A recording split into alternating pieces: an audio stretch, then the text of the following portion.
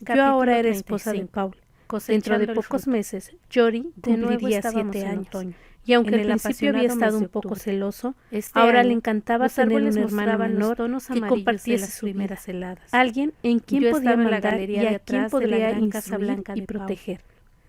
Aunque ya en su primera infancia, Bart no estaba dispuesto a aceptar órdenes, tenía personalidad propia. Le habíamos puesto desde el nombre de su padre, porque lo considerábamos justo. Llamó Pero Paul, su apellido con no voz era débil. Wislum, sino Sheffield. Dejé rápidamente a un lado el cuenco de guisantes y corrí a su dormitorio, que estaba en la primera planta. Ahora podía estar unas pocas horas al día sentado en el sillón, aunque el día de nuestra boda había estado acostado. La noche de bodas había dormido en mis brazos y nada más. Paul había perdido mucho peso, tenía un aspecto macilente. Toda su juventud y vitalidad que había conservado con tanta gallardía se había desvanecido de la noche a la mañana. Sin embargo, cuando me sonreía y me tendía a los brazos, me sentía profundamente conmovida. Solo te he llamado para ver si estabas aquí. Te ordené que salieses de casa, para variar un poco. Hablas demasiado, le advertí. Ya sabes que solo puedes hablar un poco. A él le fastidiaba tener que escuchar sin intervenir en las conversaciones, pero procuraba resignarse. Sus siguientes palabras me pillaron por sorpresa. Me le quedé mirando, con los ojos y la boca muy abiertos. —¿No lo habrás dicho en serio, Paul? Él asintió solemnemente con la cabeza, aguantando mi mirada con sus todavía bellos ojos iridiscentes. —Catherine, amor mío, desde hace casi 3 años has sido una esclava para mí. Te has esforzado en hacer felices mis últimos días, pero nunca me restableceré. Podría vivir así años y años como tu abuelo, y tú te harías mayor, perdiendo los mejores años de tu vida. No he hecho nada en falta, dije, sintiendo un nudo en la garganta. Él me sonrió cariñosamente, me tendió los brazos y yo me acurruqué en su regazo, aunque ahora ya no me estrechaba con fuerza. Me besó y contuve el aliento.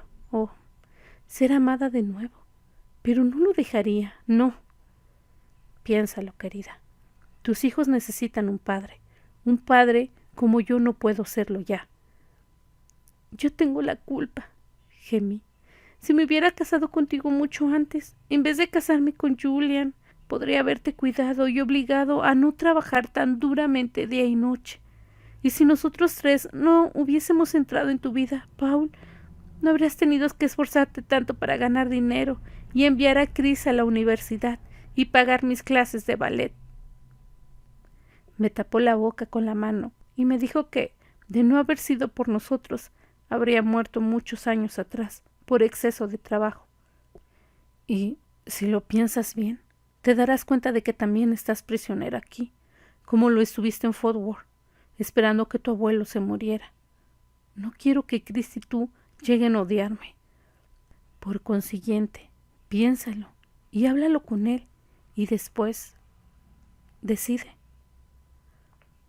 Chris es médico, Paul. Sé que nunca estaría de acuerdo. El tiempo pasa deprisa, Catherine, no solo para mí, sino también para ti y Chris. Jory tendrá pronto 7 años. Cada día lo recordará todo con más claridad. Sabrá que Chris es su tío. En cambio, si se marchan ahora y se olvidan de mí, considerará a Chris como su padrastro, no como su tío.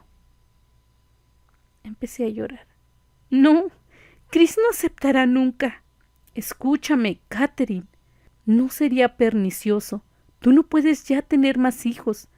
Aunque lamente muchísimo que tu segundo parto fuera tan difícil, quizá fue en definitiva para bien. Yo me he quedado impotente. No soy un verdadero marido, y no tardarás en enviudar de nuevo. Ya esperaste demasiado. Piensa en ustedes, y olvídate de mí.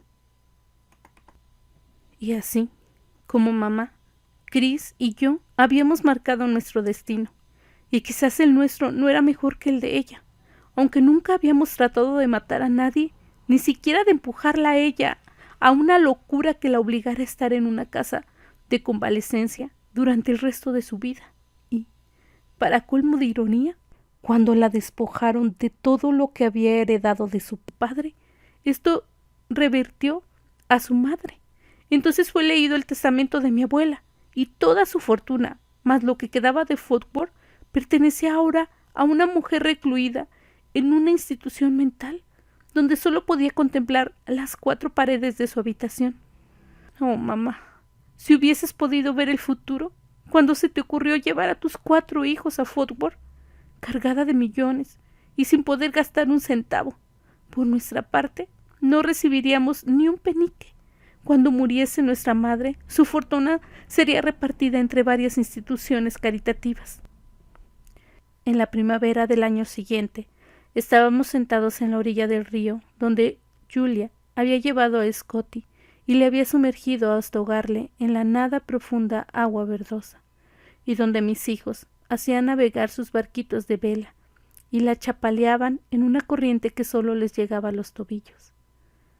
Chris, le dije, tartamudeando un poco, confusa y sin embargo también contenta. Paul me hizo el amor la noche pasada. Por primera vez. Fuimos tan felices los dos que tuve que llorar. No fue peligroso, ¿verdad? Él agachó la cabeza para ocultar su expresión, y el sol arrancó destellos de sus cabellos de oro. Me alegro por los dos. Sí, el acto sexual es ahora bastante inofensivo, con tal que no le excites demasiado. Lo tomamos con calma, así debe de ser, después de 4 ataques cardíacos graves. Bien. Jory empezó a gritar, diciendo que había capturado un pez. Era demasiado pequeño. ¿Tenía que devolverlo también al agua?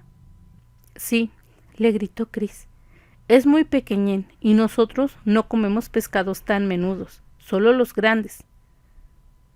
Bueno, les dije yo, ya es hora de volver a casa para comer. Mis 2 hijos vinieron corriendo, riendo. Se parecían tanto que nadie habría dicho que solo fuesen hermanos por parte de madre. Hasta entonces no les habíamos dicho esto. Jory no lo había preguntado y Bart era demasiado pequeño para hacerlo. Pero cuando lo preguntasen, les diríamos la verdad, por mucho que nos costara. ¿Nosotros tenemos 2 papás? Gritó Jory, arrojándose en los brazos de Chris mientras yo levantaba a Bart. ¿No hay nadie más en el colegio que tenga 2 papás, como yo? Y cuando se lo digo, no lo entienden. Quizás no se lo explico bien. Estoy seguro de que lo explicas bien, confirmó Chris, sonriendo débilmente. En el nuevo coche azul de Chris volvimos a la casa grande y blanca a la que tanto debíamos. Como la primera vez que habíamos llegado a ella, vimos a un hombre sentado en la galería de delante, con los pies calzados de blanco. Mientras Chris se disponía a llevar a mis hijos a la casa, me acerqué a Paul y sonreí al ver que dormía plácidamente, con una sonrisa feliz, plasmada en el rostro. El periódico que había estado leyendo había resbalado de su mano al suelo de la galería. «Voy a bañar a los chicos», murmuró Chris, «y tú puedes recoger los periódicos antes de que el viento los lleve a los jardines de nuestros vecinos». «Hola», saludó con voz soñolienta. «¿Lo han pasado bien? ¿Han pescado algo?» Jory pescó 2 pececillos, pero tuvo que soltarlos. ¿En qué estabas soñando cuando te despertaste?», le pregunté, inclinándome para besarle. Parecías feliz. ¿Era un sueño libidinoso? Sonrió de nuevo, aunque un poco reflexiva. Estaba soñando con Julia, relató. Tenía escote con ella, y ambos me sonreían. Ella me sonrió muy pocas veces después de casarnos, ¿sabes? Pobre Julia, exclamé, besándole de nuevo. Echaba en falta muchas cosas. Te prometo que mis sonrisas compensarán las que ella dejó de ofrecerte. Ya lo has hecho. Alargó una mano para acariciarme la mejilla y los cabellos. Aquel domingo en que subiste los peldaños de esta galería fue una suerte para mí. Aquel maldito domingo, le corregí. Él sonrió. Dame 10 minutos. antes de llamarme para comer. Me gustaría pillar a aquel conductor y decirle que no hay domingos malditos cuando tú vas en su autobús. Fui a ayudar a Chris con los chicos y mientras él abrochaba el pijama de Yori, yo ayudaba a Bart a ponerse el suyo amarillo. Comimos temprano para poder hacerlo con los niños. Pasaron los 10 minutos y salí para despertar de nuevo a Paul. 3 veces pronuncié su nombre en voz baja y acaricié suavemente su mejilla, pero él seguía durmiendo. Iba a llamarlo de nuevo, ahora más fuerte, cuando emitió un débil sonido, en el que parecía que murmuraba mi nombre. Le miré, temblorosa y asustada. La extraña manera en que lo había pronunciado me llenó de espanto. «Chris», grité débilmente, «ven enseguida. Algo le ocurrió a Paul». Debía de estar en el vestíbulo, enviado por Emma para ver por qué tardaba yo tanto, porque salió inmediatamente de la casa y corrió al lado de Paul. Le levantó una mano para tomarle el pulso. Un segundo después, le echó la cabeza atrás y sujetándole la nariz, empezó a hacerle el boca a boca. Al ver que esto no daba resultado, golpeó varias veces su pecho, fuertemente. Yo corrí a la casa y telefoné, pidiendo una ambulancia. Pero, desde luego, esto tampoco sirvió de nada. Nuestro bienhechor, nuestro salvador, mi marido, había muerto. Chris rodeó mis hombros con un brazo y me atrajo sobre su pecho. Se ha ido Katy, como quisiera irme yo, mientras dormía, sintiéndome tranquilo y feliz.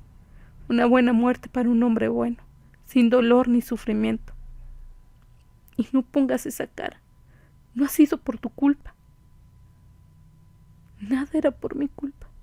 Detrás de mí había una hilera de hombres muertos, pero yo no era responsable de la muerte de todos ellos, ¿verdad? No, claro que no. Era magnífico que Chris tuviese agallas para subir al coche y sentarse a mi lado, conduciéndolo hacia el oeste. Arrastrábamos un remolque con todas nuestras pertenencias.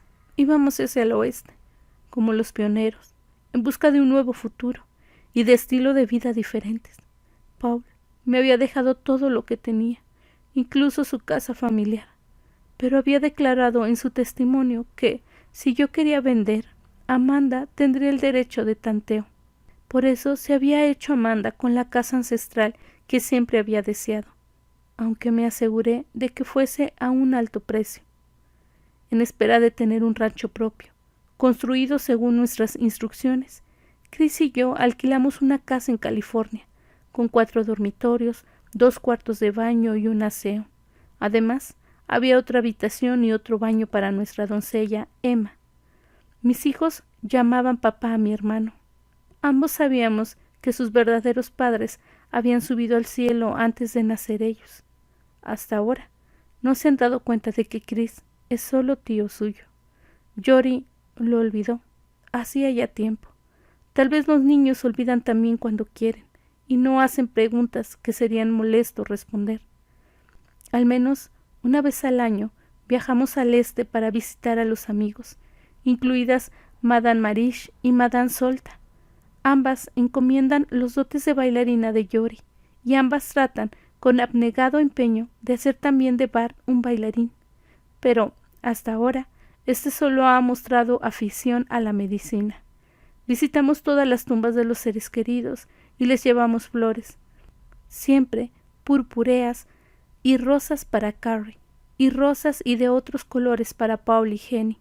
Incluso buscamos la tumba de nuestro padre en Gladstone y le ofrecimos flores en prueba de respeto. Tampoco olvidamos a Julian, ni a George. Por último lugar visitamos a mamá. Esta vive en una casa enorme, que trata inútilmente de parecer hogareña. En general, chilla cuando me ve. Después, se pone en pie de un salto y trata de arrancarme los cabellos. Cuando la sujetan, vuelve su odio contra ella misma, tratando una y otra vez de mutilarse la cara y de librarse para siempre de todo parecido conmigo, como si no se mirase ya al espejo y éste no le dijese que aquel parecido dejó de existir. El remordimiento le ha dado un aspecto terrible, con lo hermosa que había sido antaño. Ahora, los médicos solo permiten a Chris visitarla durante 1 hora, mientras yo espero afuera con mis hijos. Él me ha dicho que, si se recupera, no la juzgarán por asesinato, pues Chris y yo negamos que hubiese existido nunca un cuarto hijo, llamado Corey.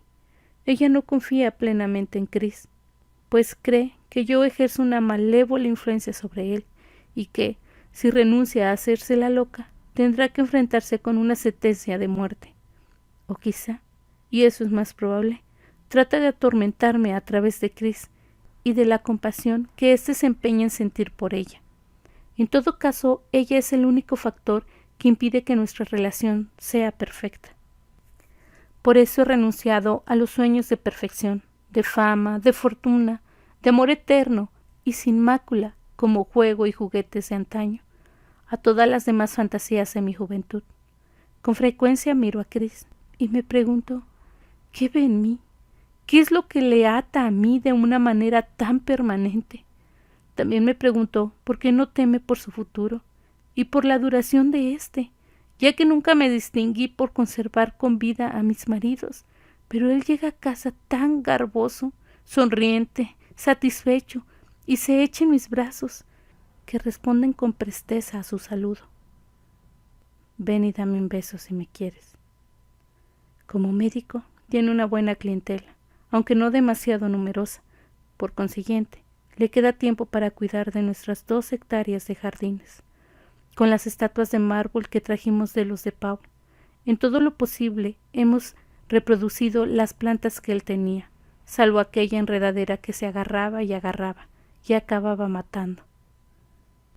Emma, cocinera, ama de llaves, amiga, vive con nosotros, como Jenny vivía con Paul. Nunca hace preguntas, somos su única familia. Nos es fiel y no se mete en nuestros asuntos.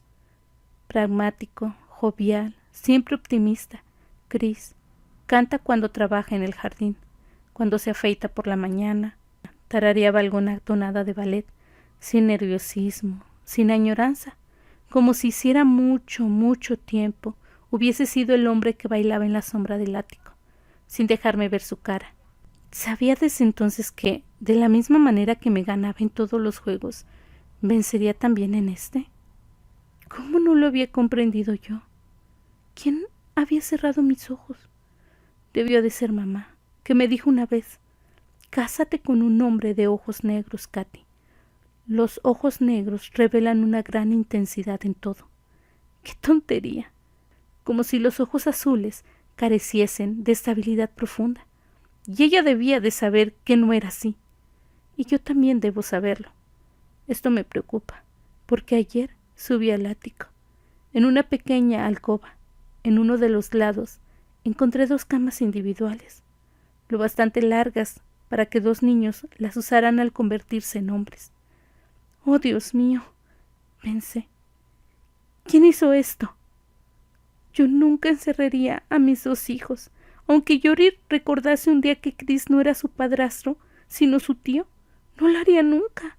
Aunque él se lo dijese al pequeño Bart, podía hacer frente a la vergüenza, a las incomodidades, incluso a la publicidad que arruinaría profesionalmente a Chris.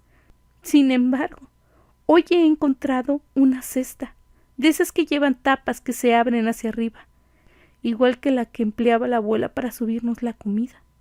Así, me acuesto inquieta y permanezco despierta en la cama, temiendo lo peor que hay en mí y luchando por aferrarme a lo mejor. Tengo la impresión, cuando doy vueltas en la cama y me arrimo más al hombre a quien amo, de que puedo oír el viento frío que sopla desde las lejanas montañas, envueltas en brumas azules. Y es que no puedo olvidar el pasado que proyecta sombras sobre todos mis días y se oculta disimuladamente en los rincones cuando Chris está en casa. Me esfuerzo en ser como él, siempre optimista, siendo así que soy de esas personas que encuentran manchas en el reverso de la moneda más brillante. Pero yo no soy como mi madre. Puedo parecerme a ella, pero en el fondo soy una mujer digna y más fuerte, más resuelta que ella. Lo que hay de mejor en mí triunfará al final. Ya ha triunfado alguna vez. ¿No es cierto? Fin.